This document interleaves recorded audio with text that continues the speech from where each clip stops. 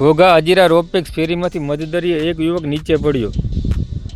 ઘોઘા હજીરા રોરો ફેરી સર્વિસમાં આકસ્મિક રીતે એક વ્યક્તિ દરિયામાં ડૂબ્યો। રેસ્ક્યુ ટીમે યુવકનો જીવ બચાવ્યો।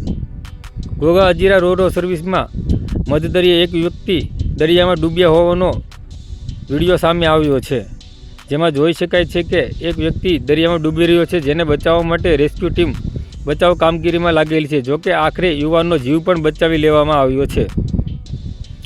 રેસ્ક્યુ ટીમે મધદરિયે યુવકને રેસ્ક્યુ કરીને બહાર કાઢ્યો।